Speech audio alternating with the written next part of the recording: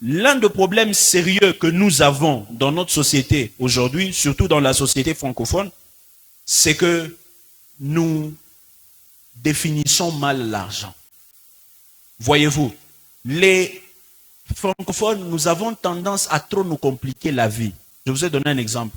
Vous posez à une personne la question de savoir, quand je dis argent, ça vous fait penser à quoi? Parce que l'homme pense par les images. Les pensées de l'homme, en fait, ce sont les images. Est-ce que nous sommes ensemble? Et ce qui se passe, c'est que quand je cite quelque chose, dans votre pensée, vous visualisez cela. C'est comme ça que le processus se passe. Alors, une autre question. Ça, c'est quoi? Hein? Un billet de banque, l'argent, on appelle encore ça comment? Hein? La monnaie. Ok. C'est quelle monnaie précisément? Ok. C'est bon. Je vais maintenant développer à partir d'ici. Ok? Alors, c'est quoi l'argent? J'aimerais à ce que nous puissions comprendre ces concepts avant d'aller plus loin.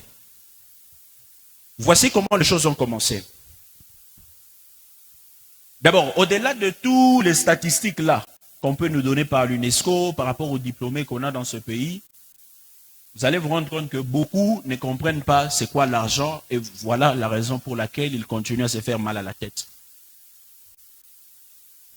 Votre monnaie n'est pas de l'argent. Le franc congolais, ce n'est pas de l'argent.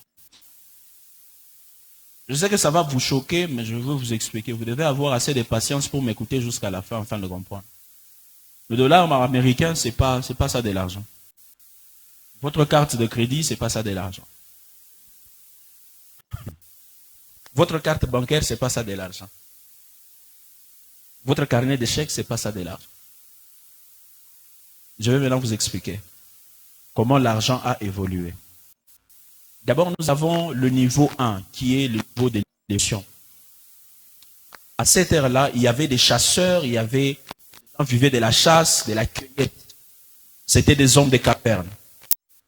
À cette époque-là, il n'y avait pas de mall, il n'y avait pas de supermarché, il n'y avait pas de laptop, il n'y avait pas de micro, il n'y avait pas de tablettes, il n'y avait pas tout ce que nous savons aujourd'hui. Il n'y avait même pas de véhicules. Tout ce qu'il y avait, c'était la chasse.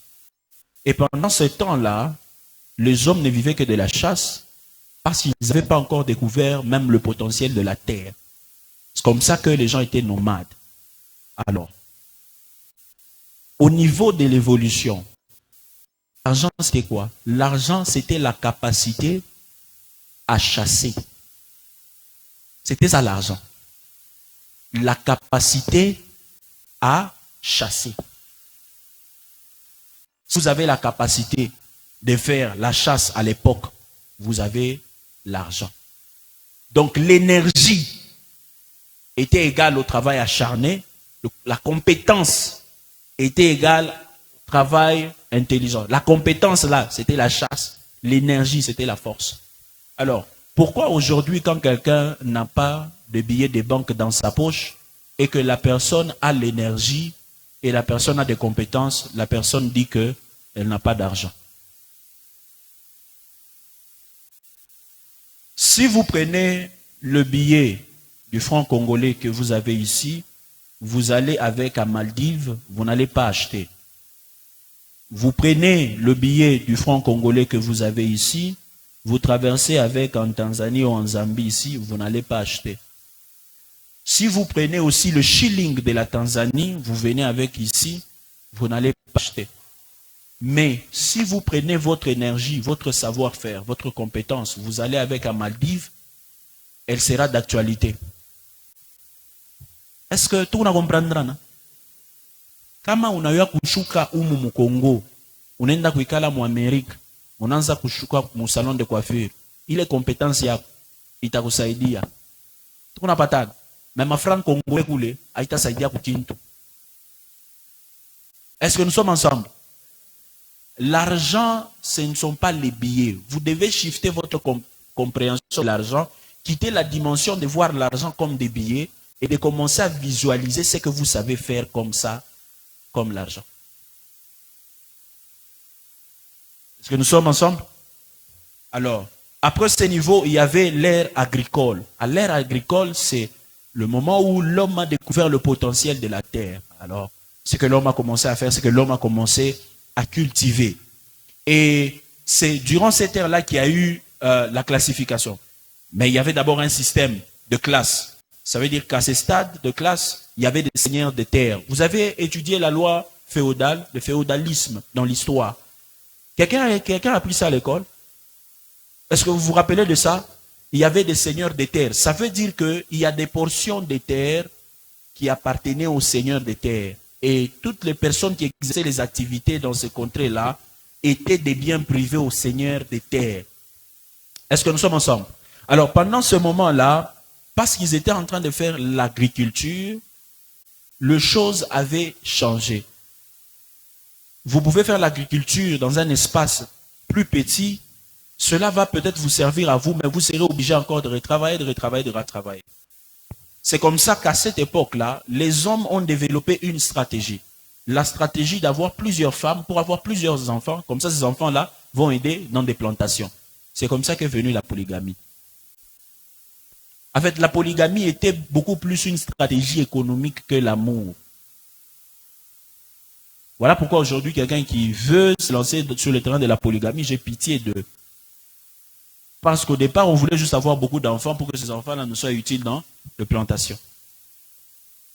Et après, maintenant, il y a eu ce qu'on appelle la traite des esclaves. Ça veut dire que vous pouvez être pauvre, mais que vous avez beaucoup d'enfants, ok?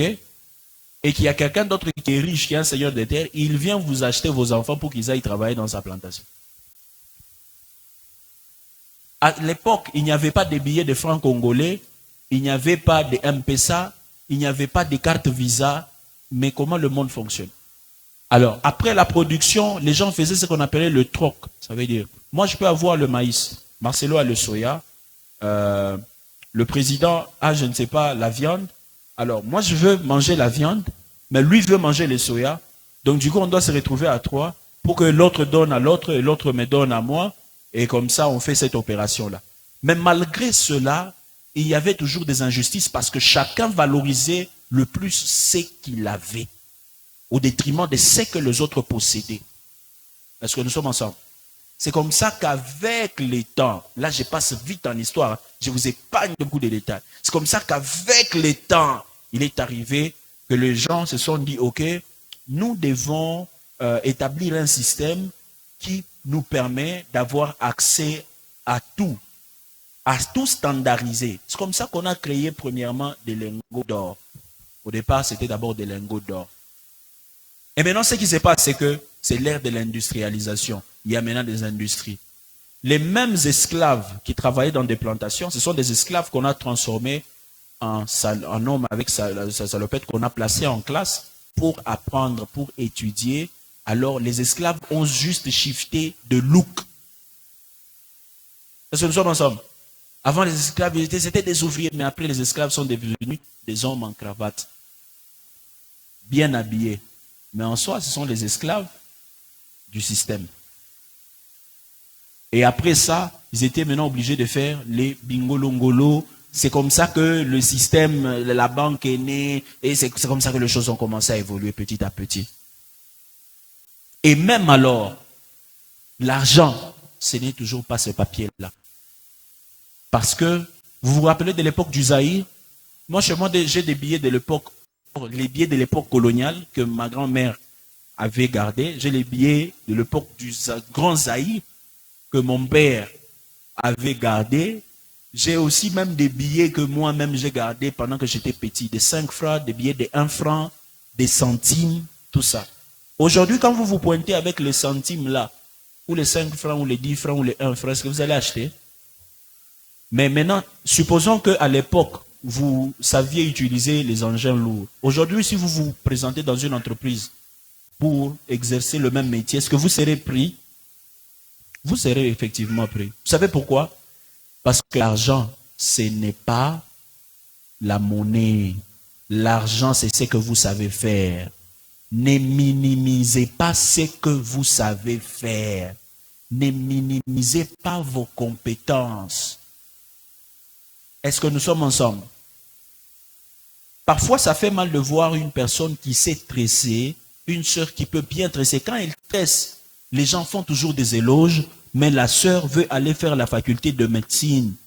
Pourquoi? Parce qu'elle évolue dans un environnement, dans une société où on dit que les médecins sont les plus respectables, que les avocats sont les plus respectables.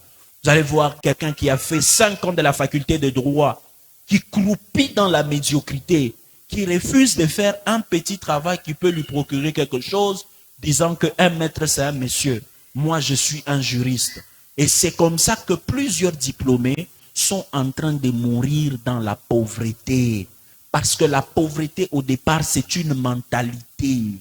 Et l'esclavage c'est une mentalité. Vous ne serez jamais libre dans cette vie aussi longtemps que vous n'êtes pas libre dans votre tête. Vous avez du potentiel. Quand vous faites la soupe, quand vous préparez, tout le monde fait des éloges. Non, la sœur prépare bien. On aime quand notre grande sœur Laetitia prépare. On aime quand notre telle sœur prépare. Mais après que cette sœur-là qui prépare bien ait décroché son diplôme, elle veut aller faire la faculté des sciences politiques et administratives à l'université de Lubumbashi. La chose qui a maintenu plusieurs dans la pauvreté, c'est qu'on nous a poussé, on nous a mis dans des conditionnements à minimiser notre savoir-faire. C'est que nous savons faire naturellement au détriment de papiers académiques. Lorsque je suis arrivé à Nairobi pour les études, au Kenya, à Kenyatta University, j'avais rencontré une amie rwandaise. J'avais tellement gardé beaucoup de cheveux que, bon voilà, je ne voulais pas me faire coiffer, je me disais que les gens ne coiffaient pas bien. Et puis elle m'informe, elle me dit que non, il y a un salon à Hilton Hotel, au centre-ville, il y a un salon qui appartient aux Congolais. Si tu veux te faire coiffer par les Congolais, alors je vais t'y amener. On m'a amené au salon de coiffure. Papa, quand j'arrive, j'entre là, une masse de gens comme pas possible. Des dames et des hommes qui attendent se faire coiffer par des Congolais. Bon, maintenant, pour attirer l'attention, j'entre là et je dis, ah, mboteko, sangonini. Manamu, deko boni, ah, bien, yaka. Me fait passer, me dit, toi, tu sais qui, comment tu t'appelles? Je donne mon nom. Ah, non, toi, tu es mon frère. Les autres disent, ah non, je dis non, ça c'est mon frère. Il vient de chez moi. Je dois d'abord l'accueillir.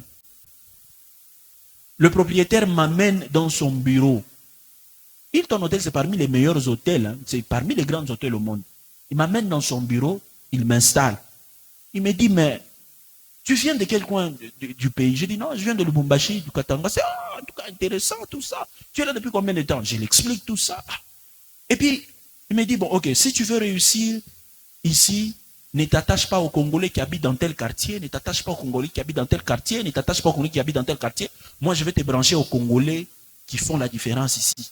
C'est un petit cercle, mais je vais t'introduire là-bas. Ce sont les gens que tu dois fréquenter si tu veux faire la différence. Je lui pose la question. Vous avez ces salons ici depuis combien de temps? Il dit, non, ça fait presque maintenant 10 ans. Je dis, depuis 10 ans. Comment c'est arrivé? Non, je vais t'expliquer. Tu n'as pas faim. On doit d'abord aller manger, on doit t'accueillir. Je dis, ok. On descend, on prend l'ascenseur, je monte dans un véhicule. Un véhicule, à l'époque, c'était une Range Rover de cette année-là, bien climatisée. Avec mon ami, la Rwandaise derrière, et il est en train de m'expliquer. Il me dit, non, moi j'ai débarqué dans ces pays parce que je voulais aller au Canada ou aux États-Unis. J'ai cherché les documents. Je suis arrivé ici, la vie m'a coincé ici.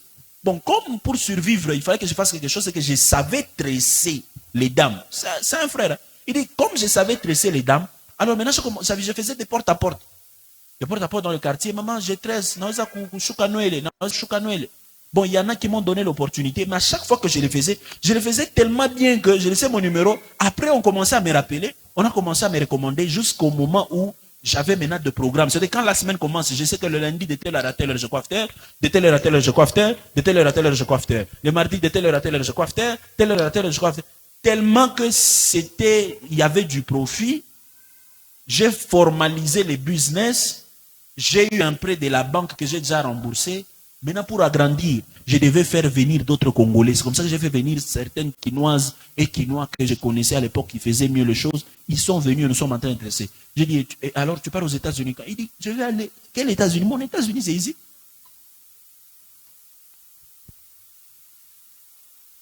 Est-ce que là-bas, là, il avait les diplômes? C'est un sans diplôme, mais patron. Pourquoi? Parce qu'il a su valoriser ce qu'il possédait.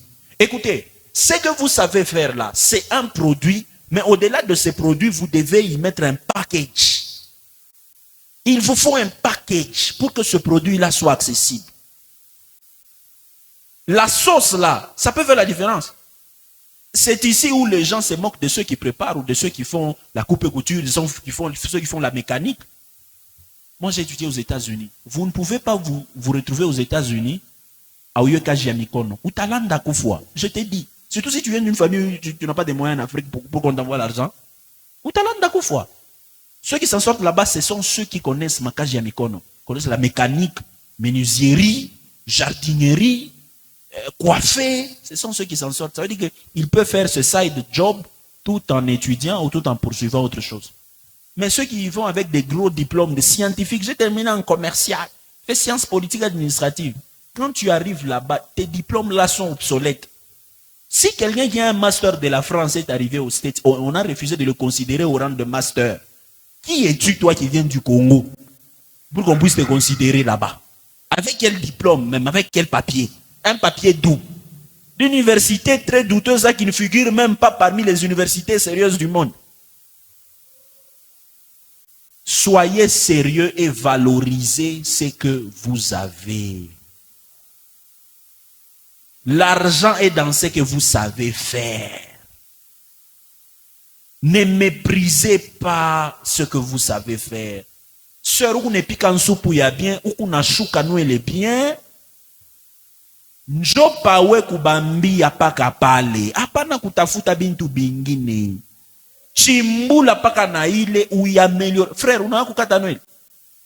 Je vais vous faire comprendre quelque chose. Est-ce que vous savez qu'aux États-Unis, les coiffeurs, c'est parmi les patrons?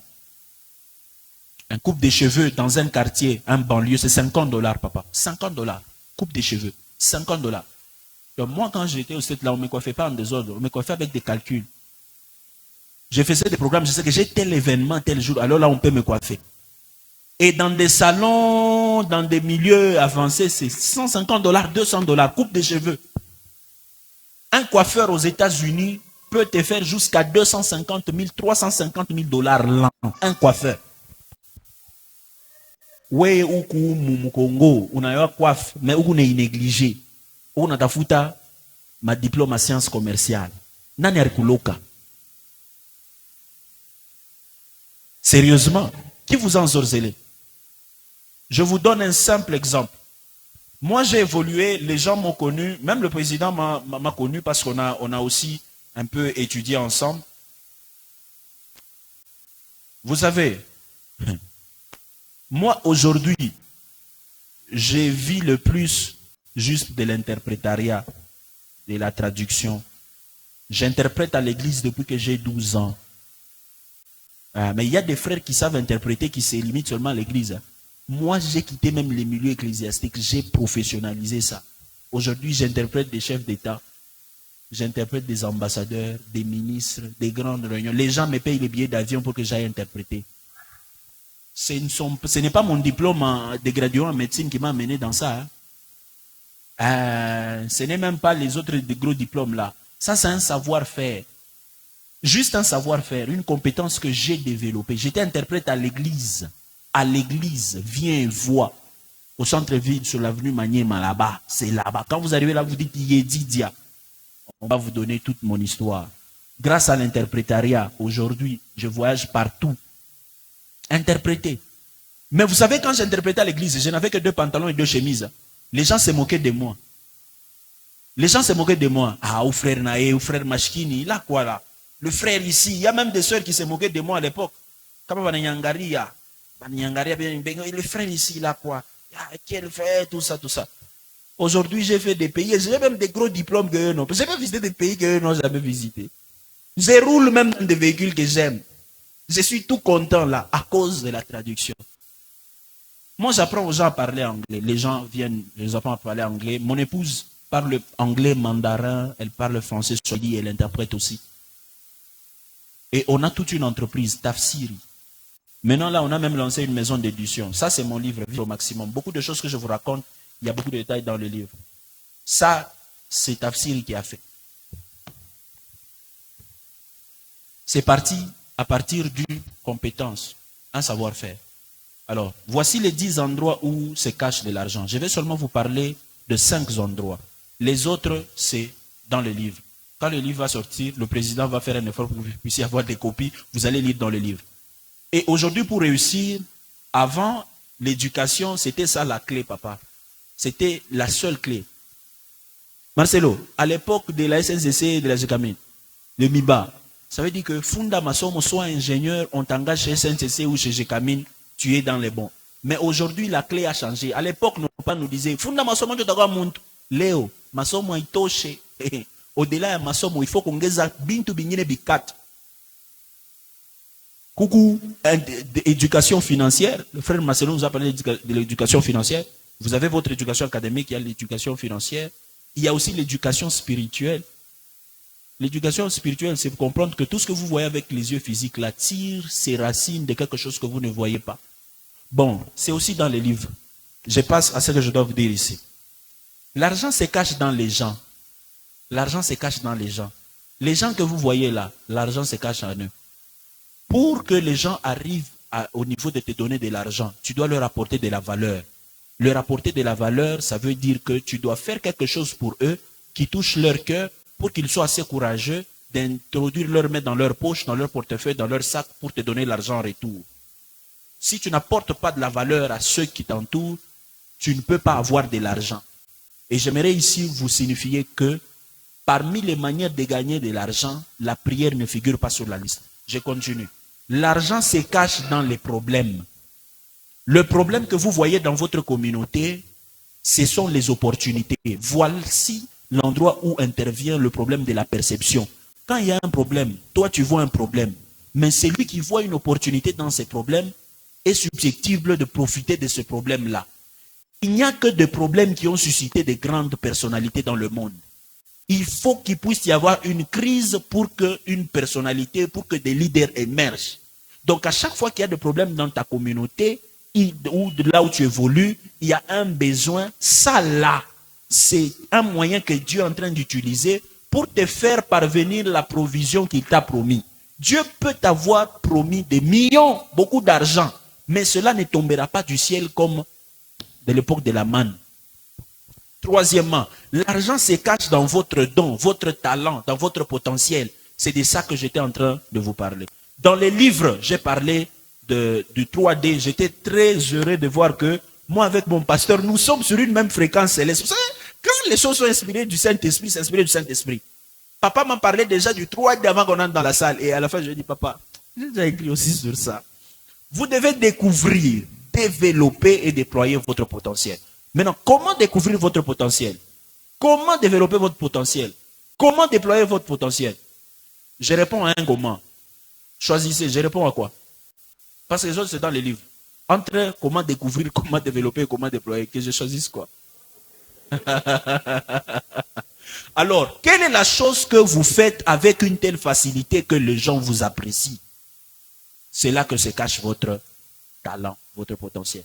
La chose que vous pouvez faire avec facilité. Pour qu'une autre personne puisse le faire, la personne doit fournir beaucoup d'efforts, soit passer par beaucoup de formations. Vous le faites tellement avec une facilité que quand vous le faites, les gens apprécient et ils aiment. Quand les gens vous font des éloges sur quelque chose, il y a quelque chose de bon qui se cache là-bas. Quelle est la chose que tu peux faire sans oublier que tu n'as pas encore mangé depuis le matin? Quand tu le fais tellement avec passion, avec énergie que tu oublies que tu n'as pas encore mangé. Le reste du comment dans le livre. La quatrième de choses, l'argent se cache dans les opportunités. Si Dieu veut apporter les bénédictions dans votre vie, il les fait sous forme d'opportunités. Il est impossible de maximiser une opportunité si vous n'êtes pas préparé. Être préparé en amont veut dire quoi? Avoir la sagesse de l'intelligence des temps et des saisons. La vie d'un homme est constituée de 4 saisons. La première saison va de 0 à 25 ans. Entre 0 et 25 ans, c'est la période où vous investissez en vous d'une manière conséquente, afin que entre la période de 25 et 50 ans, vous commencez à monétiser ce pourquoi vous avez passé votre temps à vous former. Comment vous pouvez vous former? Ma soeur, tu sais que tu aimes tresser, tu as tes petites soeurs qui sont à la maison. Bicho aboshinjo matériel d'entraînement. Il faut pas qu'avancer par bicho abimo ya hivi. Si na fait améliorer, na fait ça mon standard, moi bantu benye manzo solliciter, balance kukuripia il expertise. Est-ce que nous sommes ensemble? Les opportunités. Dieu, s'il veut nous bénir, il place des opportunités sur notre chemin. Mais j'aimerais ici aussi vous rappeler que Dieu peut libérer les opportunités. Mais si vous ratez les opportunités à cause de votre... Ça